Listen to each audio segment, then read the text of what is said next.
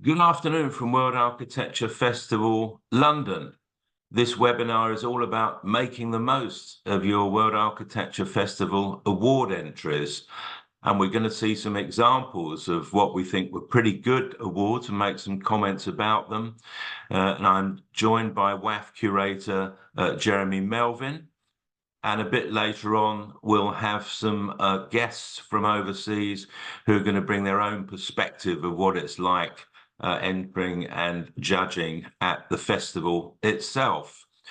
So, Jeremy, welcome. And let's look at our first slide, which is in fact the two entry boards from last year's Building of the Year winner by Richard Francis Jones. This is a lovely project for a public school in Sydney. And I think a couple of pointers to what makes a good board in this example. Absolutely. I think that this is beautifully judged, because I think one of the first things, it sounds bleedingly obvious, but when you're choosing what orientation to have the boards, choose the orientation that best fits the building. This is obviously a relatively low rise, quite long and wide building, and therefore the landscape format for the boards allow the best images to be shown off to their maximum. And we see that in the panel on the left, where most of the panel is one big image, which actually is very well chosen, I think. And it says quite a lot about the building. It says something about what it's made of. It says something about what its spatial qualities are. It even gives a hint as to the location with the trees. And anyone who knows anything about architecture can begin to read how the sawtooth roof might work in the internal spaces. So it's a very well chosen image. And I think the architect here has made a brave, but I think correct decision, which is to use one image really big to attract the eyes of the shortlisting jury. And this is an effective way of doing it. The second panel on the right, yeah, obviously gives a lot of supplementary information. If one were to be hypercritical, there may be even a little bit too much there. But because of the quality of the work, that doesn't jar so much. I think it's with less good buildings, when you keep on getting hit by an image of a less than great design, it can become rather grating for the selection jury. It's worth saying that it does look like a conceived pair of boards. For example, the text and drawings on bottom left range with the text, drawings and images bottom right. It doesn't look as though it's been designed as two separate boards that were never intended to meet up. I think that's quite a significant thing. And it's worth saying that the advantages of a good big impact building make it relatively easy for the shortlist judges to come to a quick conclusion about whether this particular example is going to go on their list of favoured entries. It's worth saying that we have 6 or 7 pairs of judges who look at all the awards entries. They will have about 3 categories each to look at. And their decision is not about what's going to win. It's about what are going to be good projects for juries at the festival to be looking at and inspecting with the help of presentations of the architects themselves. Let's look at another example. Future Project of the Year winner, this by Emre Aralat, quite a complex story about religious conflict and perhaps resolution, and again a striking set of images. Jeremy. Yes, and I think that this is obviously a dilemma when you have a future project that by definition there are no images of the building as finished, and so you're dependent on these sorts of renderings, which I think in this case are pretty effective, particularly those on the right-hand panel, which show the interior. And it's obviously an extremely complex building form. and it is a very complex function because it's a cultural center and I think a religious center for the Jamavi sect of Islam, which is a rather sort of marginalized Islamic sect between the major strands of Sunni and Shiite, and often repressed. And this is in Turkey, and it was this sect was kept quiet under the Ottoman Empire, and also to some extent by the secular Turkish state. So a very important building from a social point of view. And they have particular sorts of ritualistic and religious practices, and each of them is catered for within this form, which is itself set within a park. So I think there's a sort of complexity here, which ultimately is resolved and is ultimately also justified by both the setting and by the program. And also note the ways that in each case, the tops of the images across the tops of each of those boards are ranged. It's quite clearly designed as a pair. Let's look at another one. A very different world, and sometimes not so easy to portray at the awards entry stage, because we're unlikely to be interested in dramatic externals. We're focusing on the interiors. This project in China, and I think a worthy winner, and quite a contrast in this instance between light and dark. Jeremy. Yes, I think this is again well chosen boards to show off the qualities of the building. I mean, this is a sort of a simple restaurant, a cafe, which obviously operates for much of the day, so it can be light, it can be dark. It's in an area where in the summer you can be outside, you can have the open window you see on the left. In the winter, you probably want to close off the weather and keep the interior relatively warm and comfortable. But although interiors tend to be simpler in conceptual terms to large complex buildings, this is still quite a complex interior in terms of the components it has in it, in terms of the movement that people might make through it, you know, coming in, picking up their food, going to a table, all that sort of thing has to be allowed for. And I think it's quite well conveyed in the images which are chosen. I mean, a nice balance between drawing and image. The images seem to supplement each other rather than fight against each other. That's a very important point, I think, in composing images, is to try and ensure that each image contributes to an overall story and doesn't, you know, fight against what other images are saying. Yes, and I think graphically, you know, it's very clear what the images are. There's a little P there. And one shouldn't need to say this, but of course, architecture and interior architecture are about intent and explanation and meeting a challenge. And often it's the drawings that reveal just as much as finished photography. So we do get boards sometimes which don't have any drawings on, and I think that's an immediate question mark in the mind of the shortlisting judges, because if there's no plan, if there's no key section, how are they supposed to be understanding what the project is about? And as we often say, if you have to read the text on the board to get any idea at all about what's going on, it's going to be a problem. Let's have a look at another one.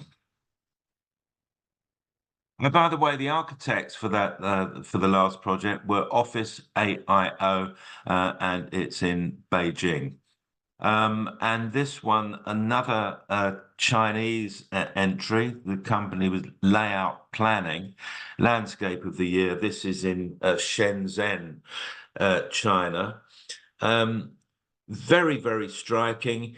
But there's just, if you look at the images at the top of each of the left and right boards, they don't quite range And I can't quite say why this is irritating, and perhaps it's just me, but I think architect judges will just spot that immediately and wonder, well, why was it done like that? Great project, but perhaps a bit busy, Jeremy.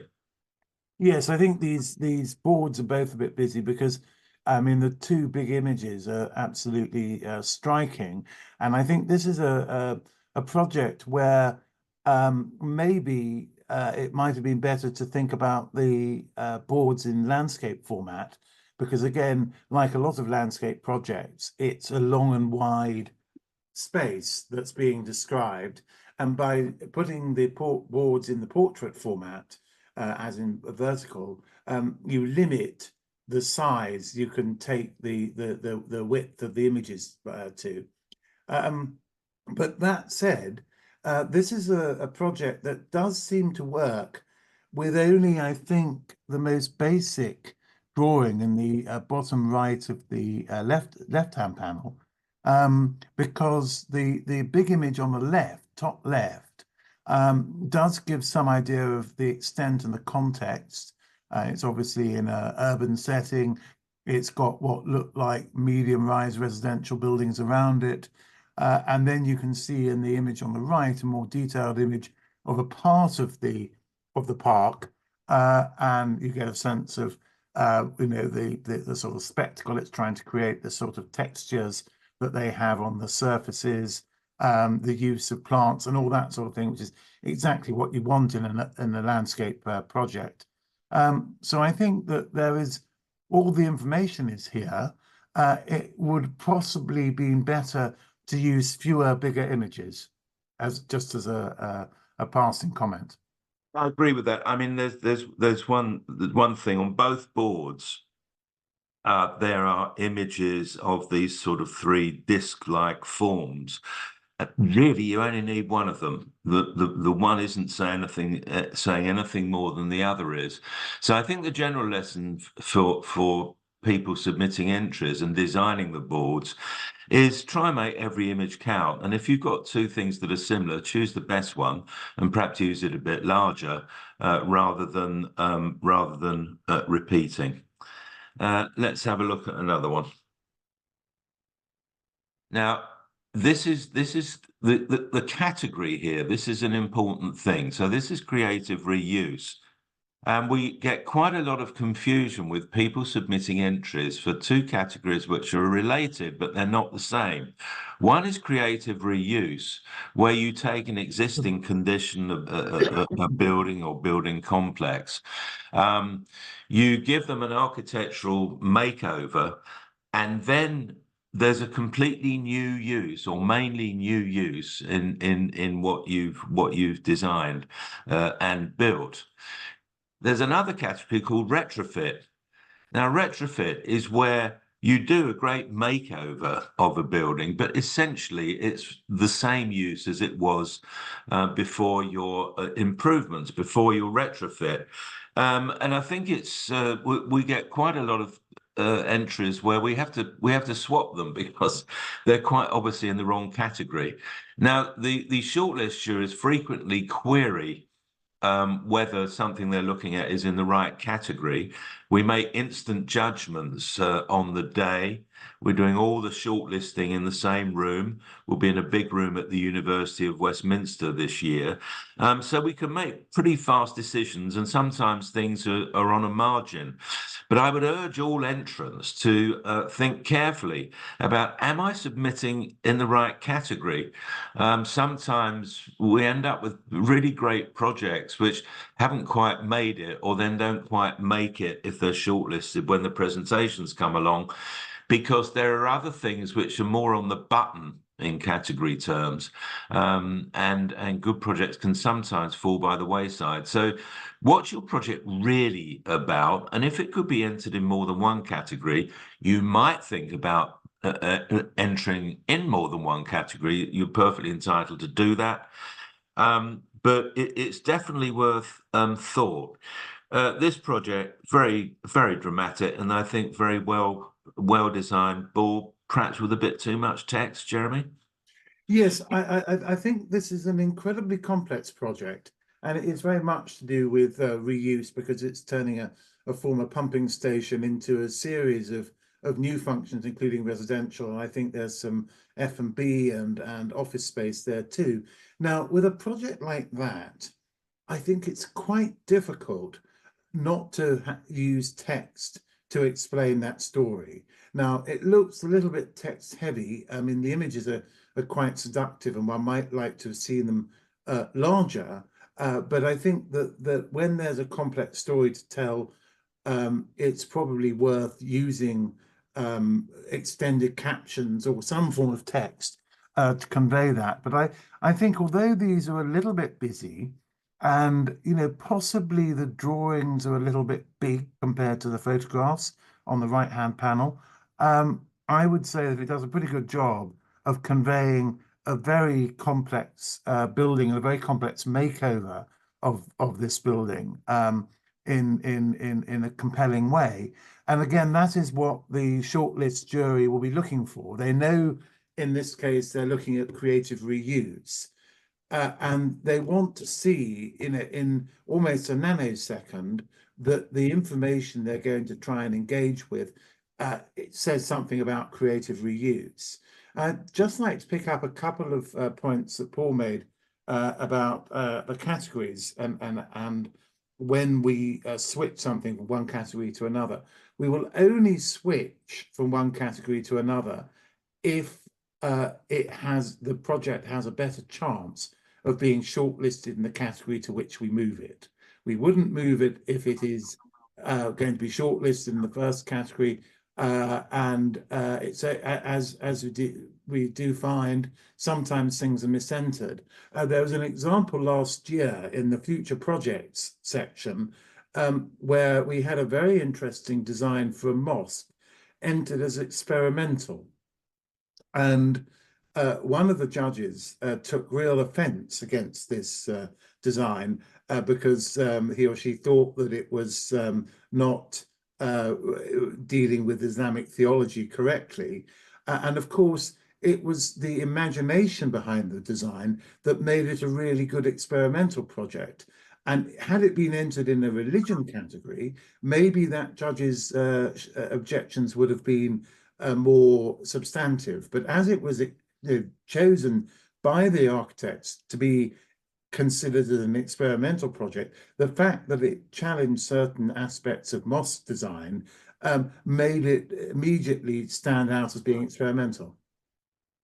Yeah, that's interesting. We should say this pump house project was by 5468796 Architecture.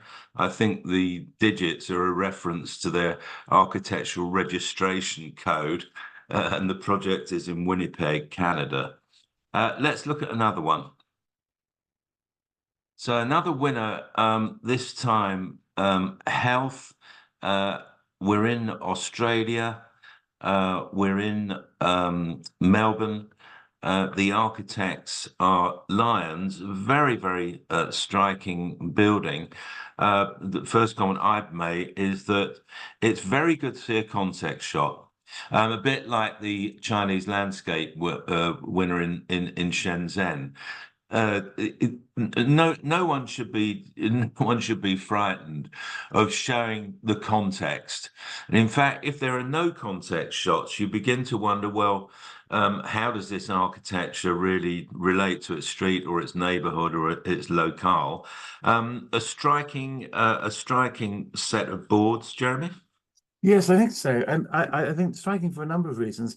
One is picking up on context. This is clearly not a building inspired by its context. I mean, it's doing something quite different, whether that's to do with a program or to do with the experience of people being treated for melanoma, which is, I imagine, a rather uncomfortable, if not frightening experience. But the images here that really draw me personally are the little cartoon-like diagrams on the bottom right of the left-hand panel, which I think are really quite compelling. And they make a very good introduction to looking at the photographs of the finished building, because they tell you something about, this is quite a complex form. It's obviously a curving form. It curves in different dimensions. And then you can read that as a design intention into the photographs, and you can begin to match up what the building is like from the ideas of the architect. I mean, almost certainly those diagrams were done after the building was finished. I doubt if they're the original design sketches, but I still think there's a very good relationship between diagram and image, which worked here well. I noticed that the two boards, the two big images, range again. And ranging doesn't mean you have to range right across both boards, but it's just you can see that whoever was designing this pair of boards was just thinking about the balance between the two. And I suppose the only thing you might ask yourself, which I think all entrants should, about the format of their boards. I mean, basically, you can run portraits either stacked or side by side. An obvious example of when you stack them would be if you're doing a skyscraper, or you can go landscape. And again, you can do side by side as here. You could stack. And I think that's worth thinking about. We're not judging board design when we're shortlisting the entries, to be clear about this. But at the margin, a well-composed board that pleases the eye and a sort of story that pleases the mind are more likely to get onto shortlists than ones that raise questions, or whether boards don't seem to have the design quality of the building that they may be displaying. And I suppose in this case, they might have considered making these portraits because although it's not a super tall building, in its context, as you can see, neither is it a sort of, modest terrace. Jeremy, vertical, horizontal? Yes, I think particularly the image on the top right of the left-hand panel would have been better in a more vertical format. And because this is clearly designed to be seen as a tower, even though it has a very long tail, as it were, that means that it's more of a ground hugger in reality. But that facade seems to stress height. Let's move on. And this is culture. We're in Riyadh. The architects are IND, and they've really gone for it with, the big, compelling single image. And I think it was it was worth it. It worked. Jeremy? Yes, I agree here that there's a good relationship between the two images here. One is the big image that immediately draws the eye, and you think, well, that looks quite intriguing. I'm not quite sure what it's doing. I'm not quite sure what's happening at ground level. All sorts of questions are begged by it, but it looks like it might be worth trying to find out more. And then the second image gives you that sort of backup information. Again, arguably a little bit busy, but the top image across there does show something that this is a big urban quarter in which the building shown on the left-hand panel is only a part, and then it breaks it down into what happens in the different areas. So I think good relationship between the level, the big impact on one panel and breaking it down into its component parts on the second panel works quite well. I think the way they've used the text and captions is good also. Let's look at another one. We're back on health, but this time future projects. This is the Tatamar Hospital in Pereira, Colombia. The architects are ARE Architectura. And I suppose another example of where drawings tend to become more important, I think, in future project entries where construction may not have started or may not have got very far. So what you're really looking for is something about the intention and how the challenge has been addressed. So I think this is the proportion of boards taken up by drawings is the biggest we've seen in this little selection, Jeremy. Yes, I think so. I find it quite compelling, partly because I think it it presents the hospital almost as a sort of rural villa. I mean, I know it's quite large for a villa, but you know, it's clearly using landscape as a factor in the design, and I believe there's quite a lot of serious research that suggests that contact with the natural environment in a hospital has a big benefit for patients. And I can tell you, having spent 3 months in hospital last year, that's very true. I was in hospitals designed by our dear NHS in the UK, which had absolutely no respect, I think, for the individual patient in their design and the psychological needs of the individual patient. And this, I think, would be a much, much easier place to contemplate one's possibly a terminal condition, or to contemplate what one needs to do psychologically to recover from serious illness.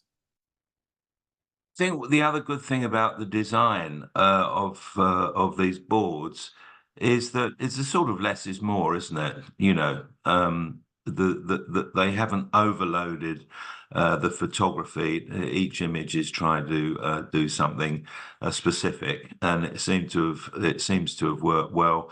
And I think the concentration of drawings, almost as a board in themselves, but split across the two, is a very neat way of tying the presentation together, rather than as it were, splattering a mixture of photographs and drawings, albeit in a regular pattern. And I think Go the ahead.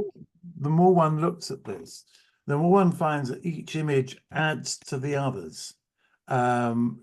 You know, that they're not all telling you the same thing. They're telling you complementary information that makes you think that this is a well-conceived and coherent design. And then the split between the two panels, I mean, I think Paul makes a good point about the drawings treated almost as a panel split across the two base panels.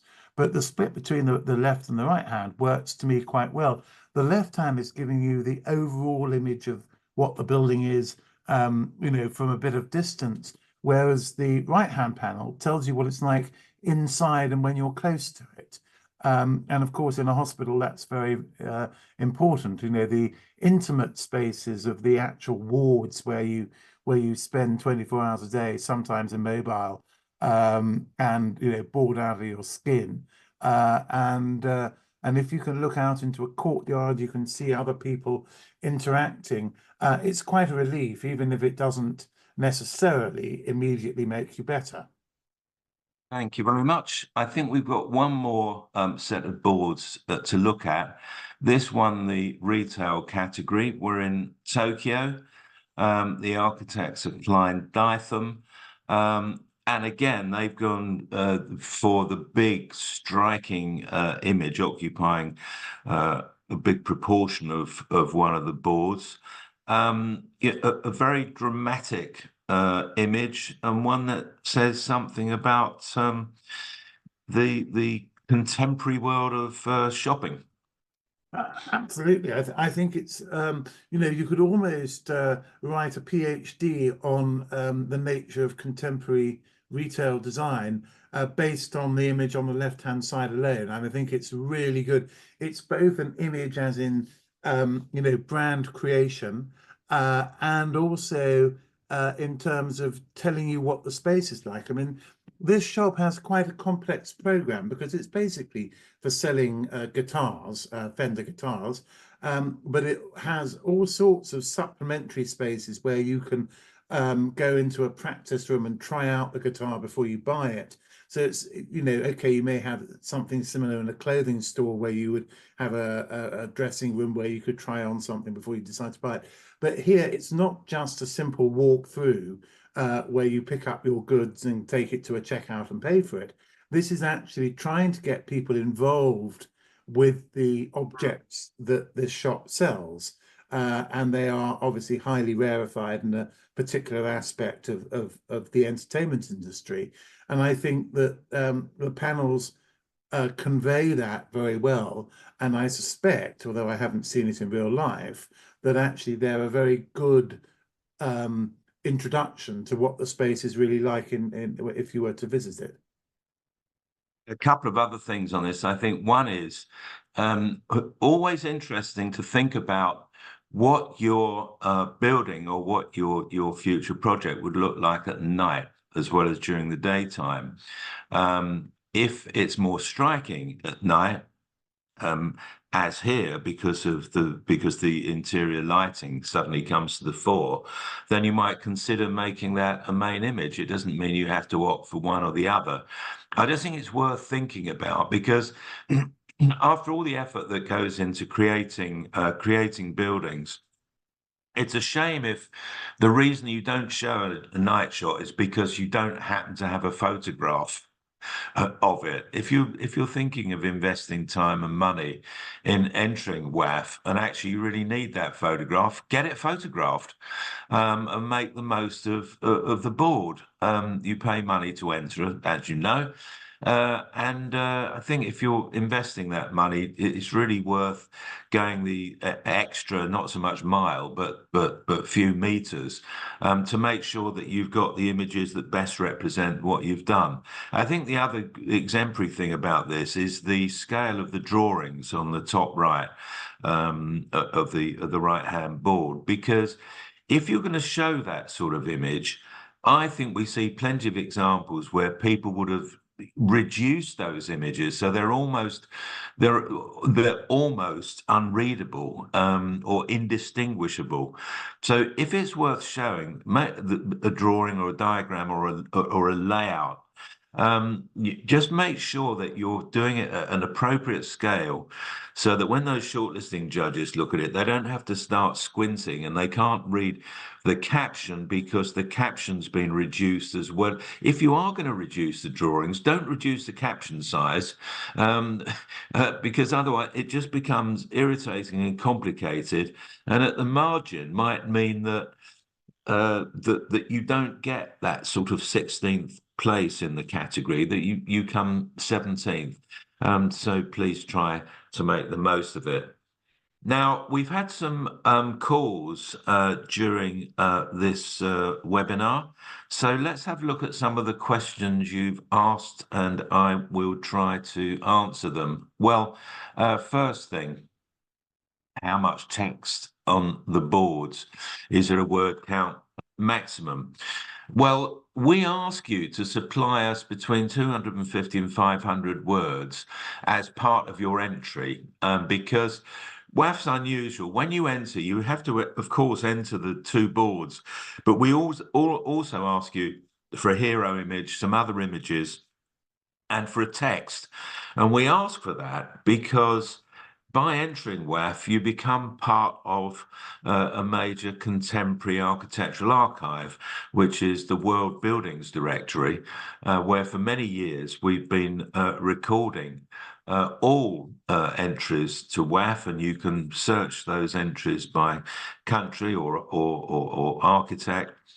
So it's a huge, thousands and thousands of buildings and projects and landscapes and interiors on there. So that's why we ask for those things.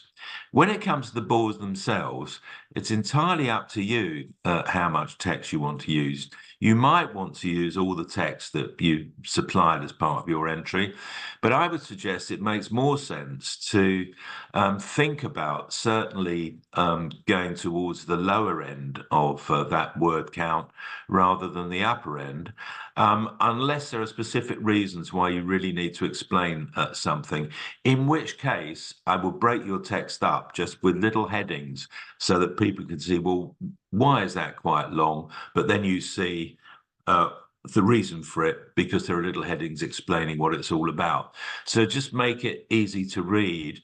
And of course, the longer the text, the more important it is that it is easy to read, because we do see examples of people who've obviously squeezed the text and they've squeezed the type size to make the room for the images they want to show. And they end up with a board which is not as good as it should be, because it's just unsatisfactory trying to read a small type. You should be able to read it reasonably easy yourself. So it's up to you. The main thing is you actually have a think about it and think about, when I'm looking at this, do I find this easy to read and easy to comprehend, or is it all a bit much? If it's a bit much, get the editor's scalpel out and go for the less is more version. Let's have another one. Image limit per page. There is no image limit per page, but I think, as Jeremy and I have pointed out, even with really successful boards, there can be a temptation to use too many images because you're trying to kind of cover off every single aspect of a building, where shortlisting judges are basically looking for what are the key moves. You know, what were the architects up to here?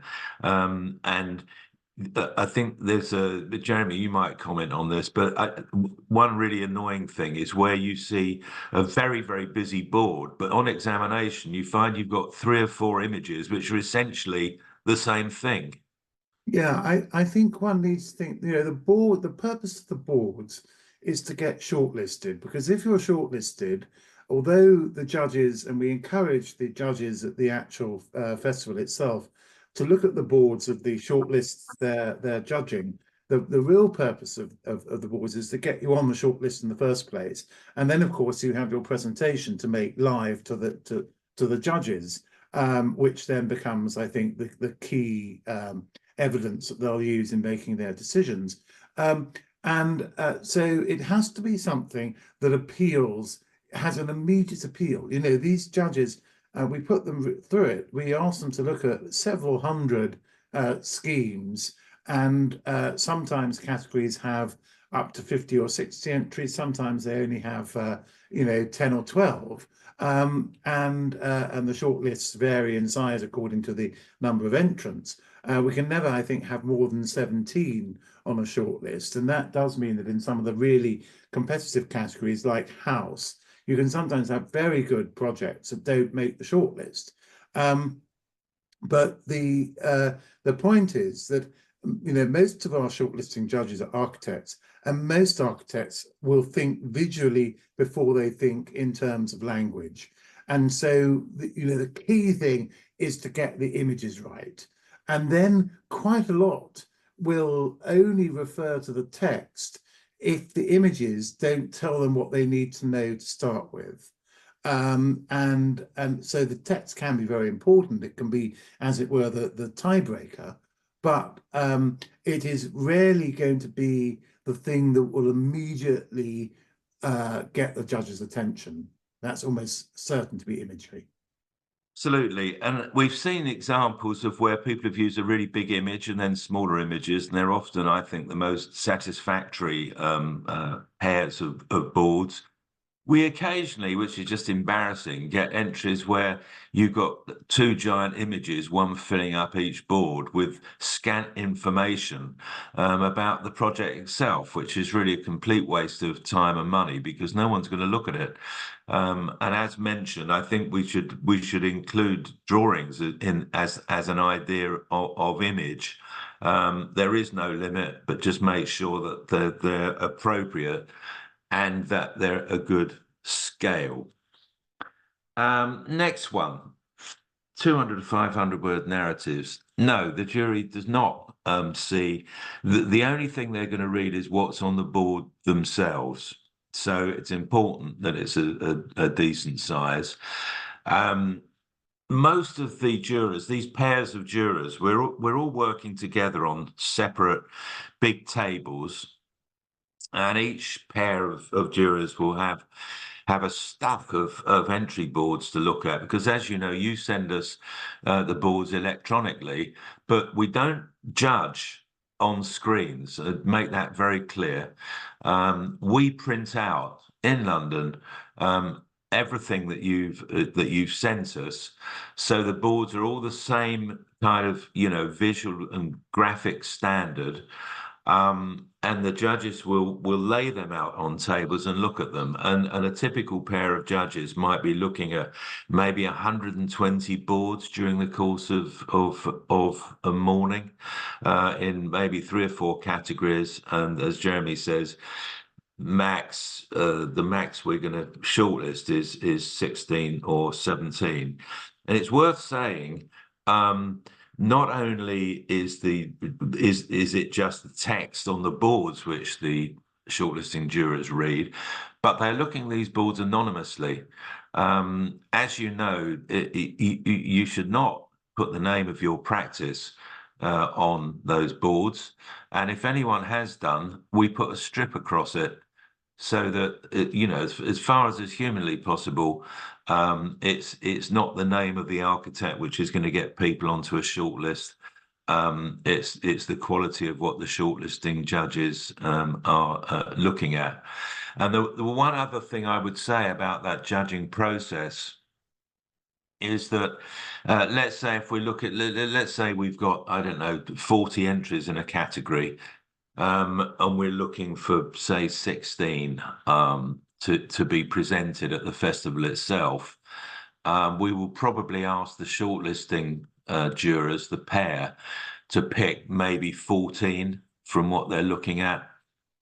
And then Jeremy and I, and we've been doing this since 2008, we will then look at, as it were, the reject pile, which ones didn't make it. And if we think, so we're looking for what were the best of the rest. We don't always find things that we think are strong enough to add to the list that's been already drawn up. But quite often, we're looking for things of high quality which haven't quite made it onto a 14, but they're definitely worth putting onto a 16.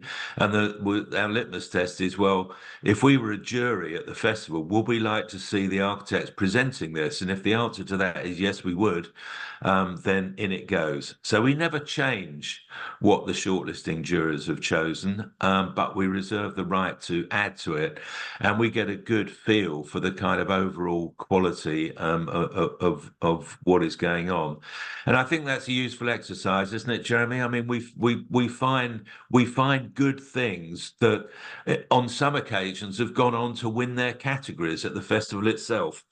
It certainly has happened, and I think it's a good fail-safe because you know, judges work under some pressure. They work in pairs, and sometimes, you know, these are not necessarily people who know each other, and they may not actually get on very well. And sometimes the judgment may not be quite right. So we provide a little bit of a backstop to that. And also, what it does mean is that people who enter don't get rejected without being seen by at least two sets of eyes.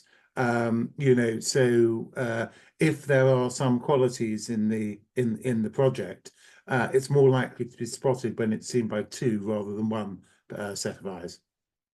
Thanks. I don't know if there are any other questions. If yes.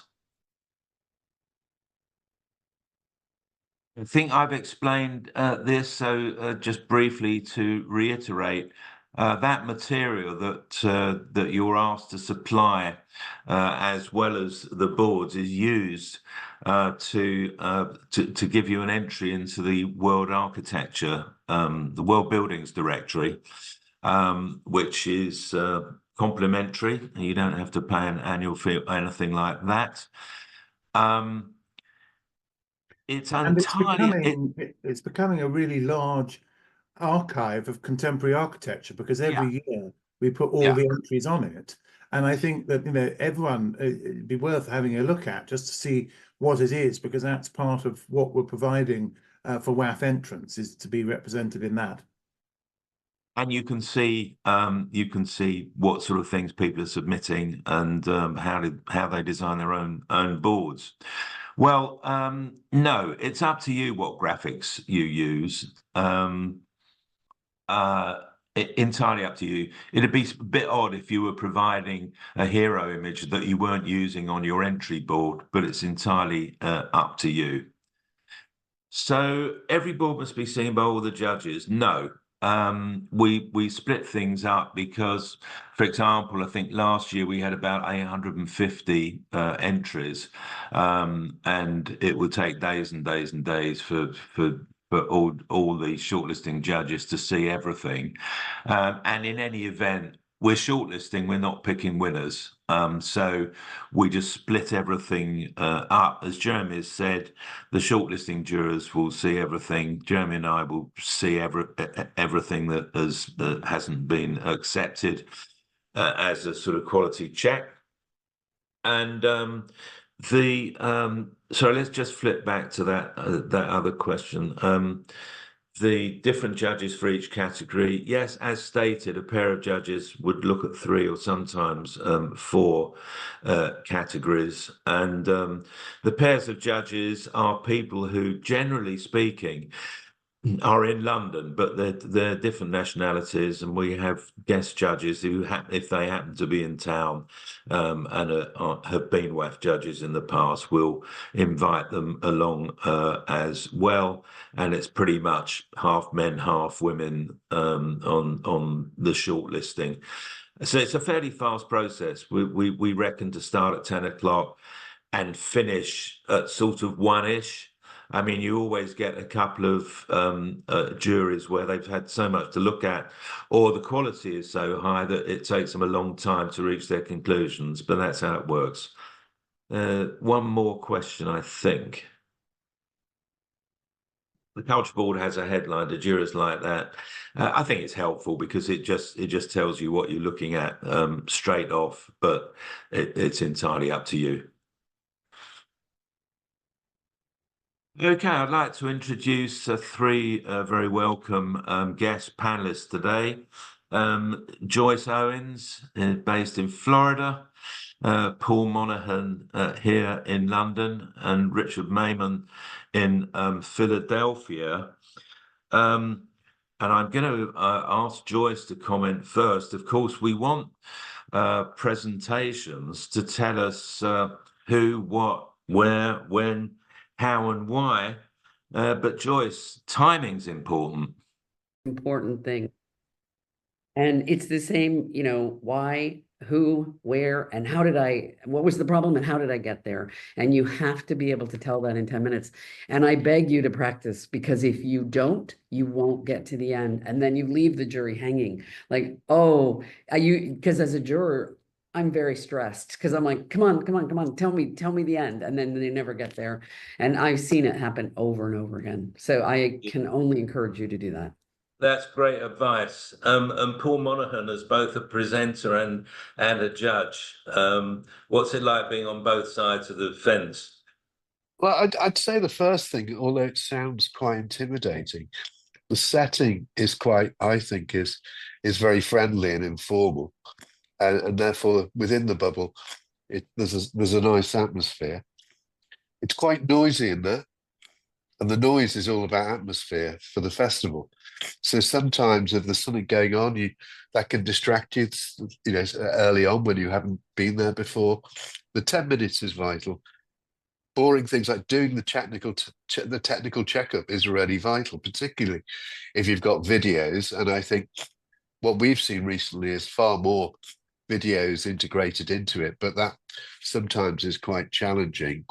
And I think the other thing I do when I like to build up to a good end. Quite often presentations fade out, or they just turn into, and here's an image of it from the bridge, and here's an image of it, and it's just a series of photos. Think about how you caption those photos carefully, and think about what you're going to say about each photo, and maybe mix in conceptual things. And the final thing I always do, check out the opposition, because that's really important. Because you might look at it and go, oh, crikey, I've got a chance of this. Or you might see, you know, I'm the only one where sustainability is big. So that's important. And I think the other thing is check out who the judges are. Sometimes you might have a load of judges you might know or from your country. But I would stress this is World Architecture Festival, so that's pretty rare. So quite often, if I'm doing something that might be in London, I will sort of do a map that almost everyone might know of London to try and show where it is in London, where the location is, so that almost pretend people don't know anything about your city and then go into the details. So they would be my tips, I think. I think that's really great. I think especially contextualizing projects, because when we have those 3-person jurors in the crit room, we try to get 3 different nationalities or even if there are two the same nationality, actually by origin, the people are different, so that culturally may be some difference. We try always to have at least one woman on a jury, and it is worth checking out who they are. Now, Richard, you've been a category winner, juror, and also super juror. What happens if you've won a category and you get through to the finals on the final day of the festival? Any advice about presenting to a super jury? I'll talk about the super jury, then maybe come back generally for just a second with a few other thoughts. Super jury is particularly exciting in that if it's the building of the year, the built project, it's on the big WAF stage, and there's generally a couple hundred people in the room at one time. Nonetheless, it's still you or you and your partner with a jury on the stage, and it's the same kind of dynamic as what happens in the smaller inflatable rooms, just on a bigger stage. And it's the same presentation. So that's the key issue, is you have to prepare your presentation in the thought that it's about that category, that the civic building, built, unbuilt, the cultural building, etc. But you also have to think about it in the potential for winning your category and being in the super jury. So that means you have this kind of unusual juxtaposition, exciting juxtaposition, let's call it. By example, in Lisbon a couple of years ago, there was the presentation of one of the new stations on the Elizabeth line. And right after that, a very modest but beautiful recreation cultural community center in South Africa. And then after that, American football stadium in Los Angeles. Okay, these projects are vastly different scales, very different questions, very different architectural response, of course. But what makes the compelling project is the one that's talking about architectural intent. So you want to be balancing the response to that category, but also the broader issues that we all face on every project, whether it's sustainability, whether it's materials, whether it's social issues, the economy, ways of building, cultural context, etc. So that's the advice. And then more broadly is, I think, storytelling. I mentioned that before with the boards, but thinking of the arc of the 10 minutes, begin with what is the problem? What are you being asked? What's the context? What's the cultural and physical context? What is your vision? How have you gone about showing it? And if it's a built project, what's the impact? And if you follow that kind of general arc or your version of it and keep it to a true 10-minute presentation, maybe even write out the script. People bring scripts and speak to it. It's okay. You don't have to speak extemporaneously. You don't have to memorize it. You can bring a script. It's okay. Just as Joyce has said, and Paul, keep it to the 9 minutes and 59 seconds. And that's the key. So I think telling a compelling story that is concisely stated and beautifully illustrated. Thank you very much. We're nearing our time's up, but I want to ask Jeremy to pick up on your point, Richard, which is that these are architectural awards. They're not pitches to clients to get another job, and nor are they just presentations of of photography or the latest project in the office. There is a thing about this. It's a 3-day architectural event where one assumes, and it's a fact, that all the people there kind of know about this. Everybody's been through the mill on the dilemmas and the issues, and it's quite important to remember that in the end, this is about this, you call it architectural intent. I mean, almost architecture itself. Jeremy? Yeah, I think this is very much what WAF is about, is encouraging discussion of the best architecture by the people who do it themselves, the architects. We're very happy if clients want to come and, as it were, peer into the world of architecture, but we are celebrating architecture first and foremost. And that means celebrating the cultural, social, financial, environmental impact that architecture can have. So it is both about, as it were, the internal dynamic of architecture, but also I think even more importantly, what it is that architecture can do for everyone else. And unless architects can, debate that themselves, they're not going to be able to do it for anyone else. A good note to end on. I'd like to thank all our panelists for this session this afternoon, which I hope you, the audience, have found helpful. It has been filmed. It will be available on the WAF website at some point tomorrow, and there'll be an email going out with a link. So by all means, alert your colleagues to it. And I suppose the best one might hope for from Entrants to World Architecture Festival, and what I think category winners generally do, they'll change the conversation that you might have about that building type because of an exemplary piece of design or thinking.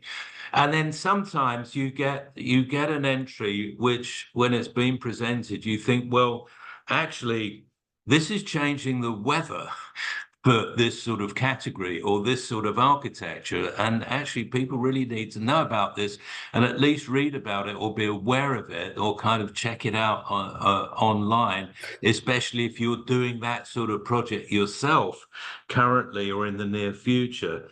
And then finally, which of course happens very rarely and you can't entirely predict it, but you might see a project where you think, well, actually, this is changing not just the weather, this is changing the climate.